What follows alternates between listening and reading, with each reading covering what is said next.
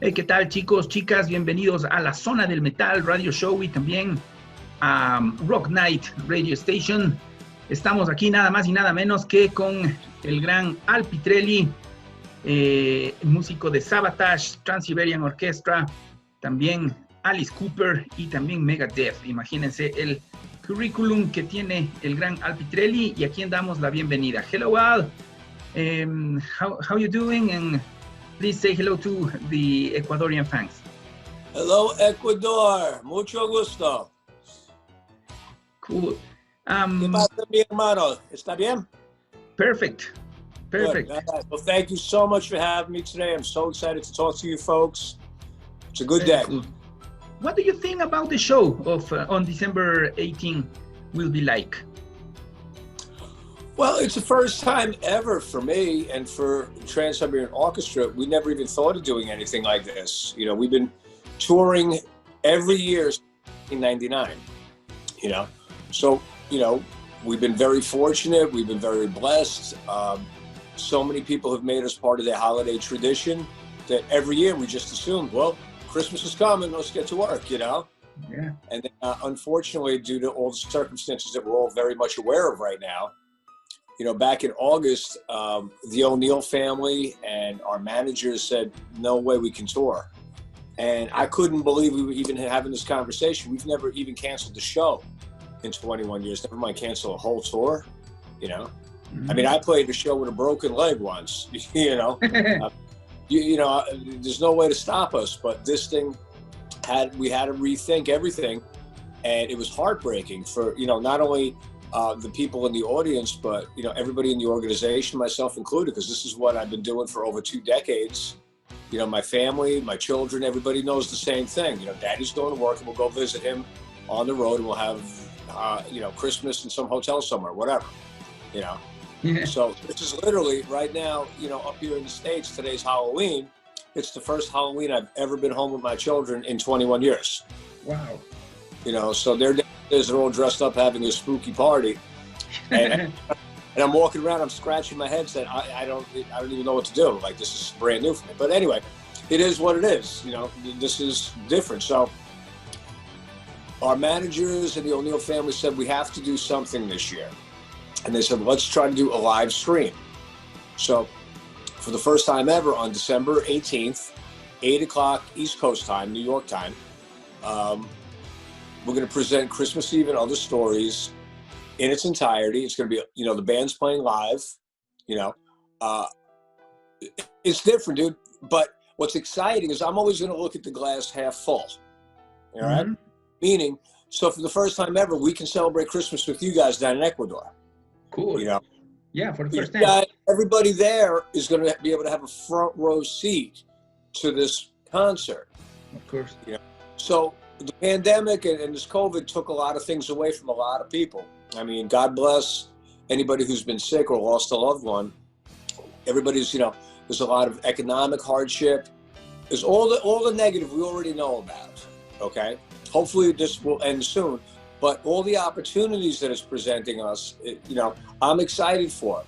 You know, to do a concert like this, I've never done one before. To come into your living room over that weekend is exciting for me. So maybe you guys get to enjoy, you know, 90 minutes of us doing what we do. And maybe you would never have seen it before. You know, I don't know, but I'm looking forward to it. It's a little scary, you know, it's a little different, but you adapt, you overcome, you improvise, and you figure it out. And will you record the show or it will be alive? Well, we're playing live. I don't know if it's going to be, I'm pretty sure we're going to do the whole show live as a band. But it'll probably be a couple days before it airs. Okay. You know, okay. Because the thing is that, let's say, I know we're going to start 8 o'clock in the East Coast time, but what time would that be where you are? 1 hour less. You know, so 7 o'clock, maybe you guys aren't home from work yet, whatever. So the cool thing about this is that once you buy it, when you go to tsolivestream.com, and I think it's $30 US, you have it for 48 hours. Oh, cool. You whatever you want. You get to boss me around and say, okay, I'm going to watch the show now. So that's why it'll be live, but it kind of won't be depending on when you get rolling. Cool. And how is the health of you and all the members of TSO? So far, so good. By the way, how about by you? Your family, everybody's okay? Yeah, it's okay. Thanks. Good. God bless. Yeah. Right now, my wife and I and our two daughters, we got tested a couple weeks ago. We got a clean bill of health. We're being very careful. Everybody in the band has been tested. You know, they're being cautious and following all the guidelines and precautions, whatever. As we get closer, like I think in about 3 weeks or so is when we'll all go to Nashville, Tennessee. Mm-hmm. And that's where we do this whole thing. Okay. You know, before we get there, everybody's going to get tested again. Then once we're in the building, they're going to lock the doors behind us. Mm-hmm. That's it. You know, we're going to wear masks, keep our distance a little bit, but I'm going to rehearse the band how I know to rehearse the band. You know, they're all working very hard right now at home. Everybody's excited because this was taken away from us. This is our life. It's certainly not my job. It's my entire life. You know, 25 years I've been doing the same thing, you know. To have an opportunity to do it again, I'll do whatever it takes to make sure that it's the best show ever and that everybody's health is okay. Okay, and how is John Oliva's health? Will he also be part of the TCO streaming event? Yeah, he'll be with us. You know, I never go anywhere without Oliva. You know, love him to death. And, you know, his health, John, he's going to outlive all of us. You know, yeah. Oliva is the mountain king for a reason, dude. You know, nothing will ever mess with him. He's doing great. He's very healthy. He's being cautious. You know, listen, we're all a little bit older right now, so we have to think about things like that. You know, but everybody's in pretty good health, pretty good shape. Everybody's just doing what they have to do right now. Okay, and how did the loss of Paul O'Neill affect you? Oh, terribly, to this day. You know, I mean, he was my best friend, he was my boss, he was my big brother. He was, you know, I mean, I spent literally almost half of my life sitting next to the man for 10, 12 hours a day, you know. That's a hole in my heart that'll never be replaced or never be filled.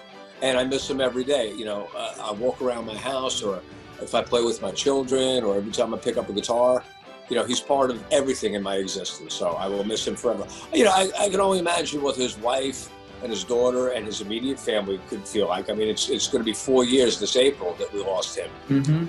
It's a terrible loss. It's a tragedy. But his work, his creation will live forever. That's, you know, I will make sure that I will do the best job ever to ensure that all of this Transiberian Orchestra and Savatage material lives forever. As long as I'm alive, I'll do my best to protect it in the best possible way. Include some Savatage songs, like usual in Transiberian Orchestra playlist for this new stream event? Well, you know, we're talking about it. I'm not sure. We have a very small amount of time. You know, we want to do Christmas Eve and Other Stories in its entirety with the narration. That's become such a perennial favorite with everybody. You know, that's everybody's, you know, holiday tradition now is that story. So, but we're always talking about, you know, doing something else, something special, because it is a special performance. So I don't know yet, maybe kind of up in the air still. But okay. I'll try my best, I promise. Yeah, cool. Meanwhile, all of you are still alive and well and healthy. Yeah, we surely love to see Savatage alive again. Me too. I hope we can. Listen, the only reason why we haven't been touring or working is because Transiberian Orchestra grew up.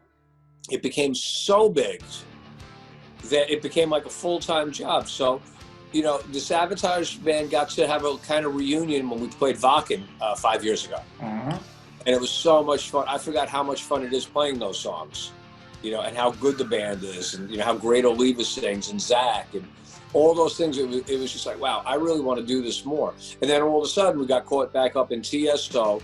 Unfortunately, you know, like you had mentioned, Paul passed away. And you turn around and, like, you know, 5 years went by like in 5 minutes. Yeah. You know, and life kicks in. But again, the pandemic has taught us not to take tomorrow for granted. You know, tell everybody that you love them. You know, kiss your kids every chance you get, and don't put off anything too far in the future. Because, you know, if you would have asked me a year ago, me and you were hanging out talking, said, you know, what's going to happen in 2020? I said, nothing, dude, we're going to do a great tour. 2020 tour is going to be huge. Yeah. You know, nobody ever messes with Christmas. Oops.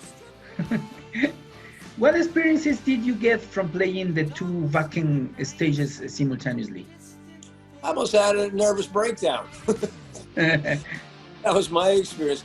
You know, Paul told me, he came up to me, I'm going to say like March in 2015, and he said, we're going to do Wacken, we're going to headline. I'm like, cool. He goes, yeah. I said, which stage are we on? He goes, both. I go, huh? He goes, no, we're doing both stages. The band's going to play at the same time on both stages. And I was like, dude, are you nuts? It was only in Paul's mind, no? Paul's mind, it made sense. And you know, like, if you tell your dog to do something and like the dog looks at you like this, that's how I was. I'm looking at him like, how can you do that? He goes, you'll figure it out. Don't worry about it. You're pretty good. You'll figure out a way to do it. And it took me 3 months to come up with a way to be able to have both bands play at the same time. Incredible. Well, listen, that's what Paul's taught me and everybody in the organization for 25 years. There's no such thing as no.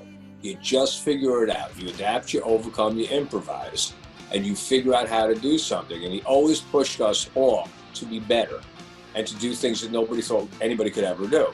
So I exhaled, at the end of that show, I exhaled immediately. It was like, thank God that's over, because it went over perfect. It was a perfect show. Yeah, and why didn't you sell the show in a DVD or something? No idea. You know, I'd be lying to you if I answered that question. I honestly, God, don't know, because it's always such a busy time in TSO that as soon as I was done with that show, I had a big glass of scotch. And then my wife and I celebrated our honeymoon while we were over in Germany. I stayed there for a couple weeks. And when I got home, we started rehearsing for the next TSO show, tour. Mm-hmm. And all of a sudden, you know, that was in like, I don't know, July or August was Wacken. By September or October, we were in rehearsal, did the whole tour. And then, you know, as everybody knows, you know, that next year we were exhausted. So I didn't pay too much attention to what goes on behind me. Mm-hmm. It was done, dude. I'm on to the next thing. What's the next tour? What's the next record? What's going on? You know, and then that following year was another great year. And then unfortunately that next April, you know, I got that phone call in the middle of the night about Paul, and everything, my whole world stopped again. Yeah. You know, but this is what life does. I remember, you know, a couple times in my life I've gotten those phone calls. You know, my dad had died. One of my dearest friends died of cancer, you know, and then Paul. And I'm just like, I hate those phone calls, you know, and life changes, but life does go on. It's just, everything's going to be different. That's what, again, where you and I are right now today, everything's different. But different is what you get when normal went away. Cool. Yeah, it's true. A lot of people think that Megadeth's best lineup is with you and Jimmy DeGrasso. How is your relationship with Mustaine? Oh, great. Listen, he was the boss and I was an employee, you know. Listen, at that time, you know, the band was doing real good. Marty Friedman is an incredibly great guitar player, very unique, very just like crazy solos, just very, like, you know, different than I play. And he wanted to leave the band and they needed somebody to come in and help right now. So Jimmy DeGrasso and I had been friends for about 35 years. You know, we kind of grew up together. Mm-hmm. And he goes, listen, PITRELLI can just come in tomorrow and we'll be able to keep working and then we'll figure it out. Now, I was only supposed to be in the band for a couple of weeks until they found a permanent member, you know, out there. And Marty was a gentleman. He helped me learn the solos. Dave Mustaine said, okay, here's how the rhythm parts go. Dude, that was like a lot of work, you know, and it was very challenging because it's very difficult to play. But, you know, Dave, as long as you did your job, Dave was cool, you know, and Dave worked around the clock. He's got an incredible work ethic, ridiculously talented. So as long as I did my job, he was cool. Every so often I'd screw up. I didn't hear the end of it, you know. And then I'm like, okay, I'll go do that again. But it's like anything else. If you do your job well, you know, nobody can really say too much to you, you know. And I had a lot of fun. That was about 2 years.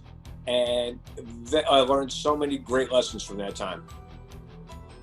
Of course. Have you been able to come to South America? I guess with Megadeth, but with Savatage, did you came here? Yeah, with Savatage I did. With Megadeth, you know, I don't. I'm going to say this sounds ridiculous. I don't remember if we did. I remember that we had a South American tour booked, okay, but 9/11 happened. Mm. And I remember, like, we're not crossing, we couldn't leave the country, you know, and that's kind of like when, you know, I had left the band. So I was looking forward, because I haven't been down there in such a long time. I miss you guys so much. I mean, I just love it down there. Yeah, you know? we love to see you too. Yeah, listen, as soon as the world comes back to something normal, you know, that's one of the first things I want to do is get down there and have a great time and a big old reunion, you know, and play some great music and celebrate and drink a lot of fun stuff. Cool. Some words that you want to say to all the Ecuadorian fans of Savatage and TSO? Well, listen, much love, much respect. Please stay safe. Please take care of your families. And like you and I said earlier, tell your family and your friends that you love them. You know, kiss them goodnight. Wish them well. Tomorrow's not a promise. The only promise I'm going to make you guys is that when this whole pandemic is over and, you know, we can kind of figure out our next step, we really want to come back down there and just, like, you know, be back in your beautiful country with your beautiful people, having a great time and celebrating life every day together. We love you and we miss you all.